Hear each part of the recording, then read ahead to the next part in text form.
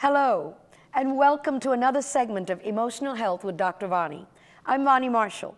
I'm a psychologist and counselor, and I am passionate about emotional and spiritual health for all people. We have begun a series on overcoming anxiety. And in order to continue with that series, we need to understand how to stop seeking approval. In the previous segment, I talked about how approval addiction is one of the causes of anxiety. You see, the risk of being addicted to others' approval is that you end up living life to please others. You live your whole life for others instead of just for yourself. Yes, of course, you can include service to others as part of your life. However, when we stop caring for our own needs and put our dreams and our needs on the back burner, we just become upset, angry, anxious, fearful, depressed, and a myriad other emotional issues. We feel not free to pursue our own goals and dreams. But if we do, then we end up feeling guilty. See, those that are approval addicted live in guilt. They feel that if they pursue even a little bit of their goal and dream, they feel guilty for doing so. But we deserve to live the life that you want, of course, according to the will of God, and not the will of other people. And you do not need anyone's approval to pursue your goals and dreams, provided they are safe, godly goals and dreams. If you allow yourself to look at yourself, you will see that all of your value comes from within. You can give yourself the approval directly that you are seeking from others. So instead of wanting approval and craving approval from others, you need to begin to practice self-approval. Approve of yourself. Find out how you can achieve God's approval. Really, that's all the approval you need. Once you know that God approves of you, then you can approve, then you are free to approve of yourself.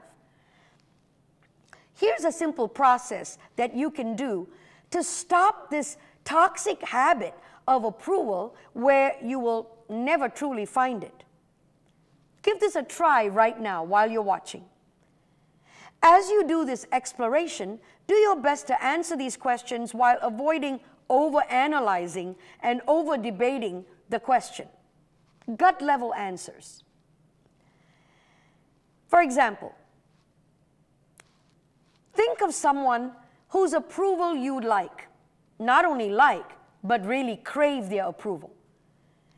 And ask yourself right now, number one, could I let go of wanting to get approval from this person? Ask yourself this question. Could I let go of wanting to get approval from this person? Number two, could I allow myself to receive God's love and love myself as best I can?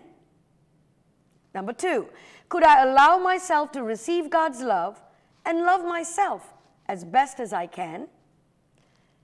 And three, can I receive God's forgiveness and let go of guilt and condemnation?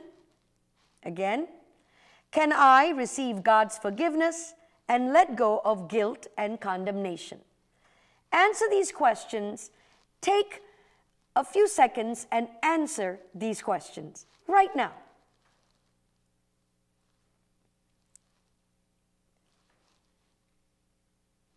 Each time you cycle through the above questions, I guarantee you will get some relief from craving the approval of this person.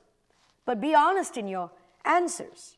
If your answer is no to any of the above, it means you are approval addicted. But there is hope. Reach out for help. Ask a counselor or someone safe that can help you to understand who you are and to understand who God is and to understand that God approves of you. Be patient with yourself. Love God and love yourself. And be persistent with this exploration that you will see good results. If you apply yourself, you can get to the point where you are no longer addicted to other people's approval. And therefore, you immediately free yourself from pleasing others or living your life just for others. Remember that you are, and God alone, first of all, God alone is the source of love, divine love. And you and God should be the only ones to approve of yourself. Seek God's approval. See yourself through God's eyes.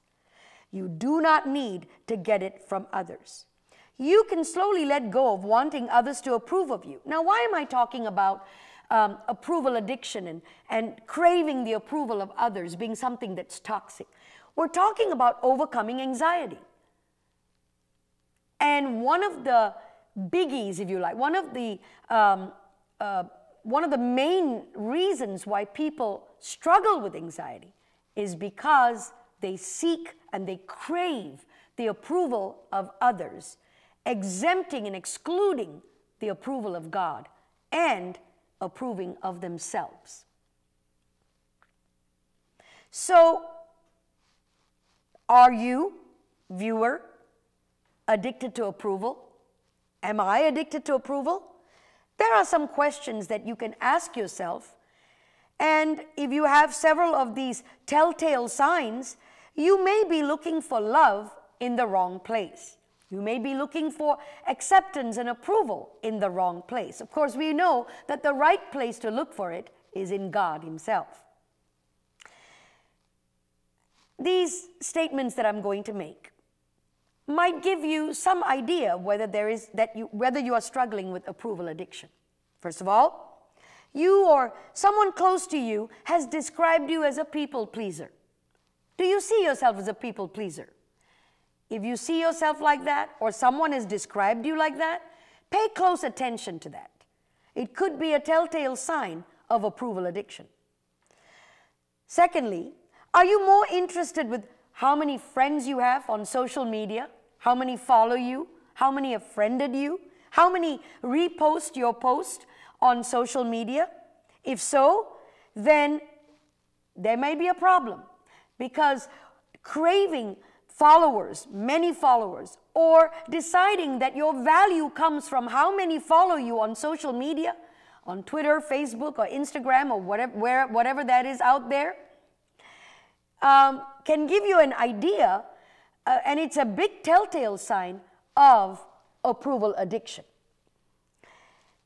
Will you do anything that your spouse or boss requests of you? And I mean anything, even to the detriment of your own spiritual life?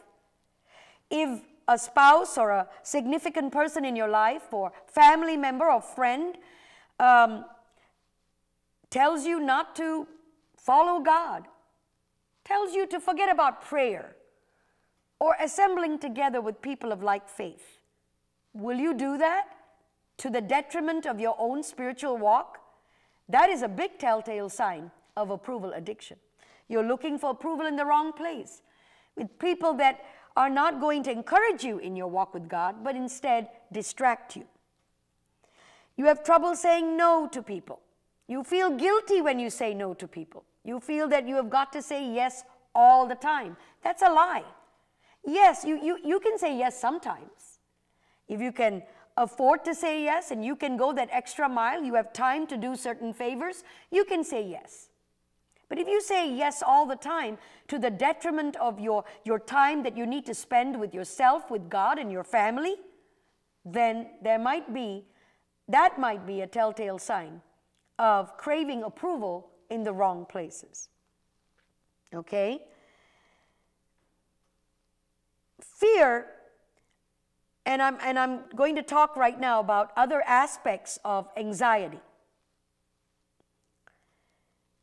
There is something called anticipatory anxiety. Anticipatory anxiety is this: something hasn't happened yet. A negative event or something that you fear hasn't happened yet, but you anticipate it happening. You anticipate something bad might happen later tonight or tomorrow. This anticipatory anxiety And mulling over the worrisome thoughts is so powerful, it can bring upon something called an anxiety attack or a panic attack. Panic attacks and anxiety attacks are very real. Of course, they are based on worry and fear in your mind, but they are very real. Now, if you can tell yourself that you are not, and that's what I tell my clients when they're having a panic attack or anxiety attack, if they can tell themselves that they aren't in any physical danger. Now, this will take practice. The first time you tell yourself that, you may not believe yourself, and you may continue to feel the symptoms of the panic or the anxiety or the fear. But if you keep telling yourself that you aren't in any physical danger, that you are not going to suffer bodily harm, this can keep the fear controlled and at bay.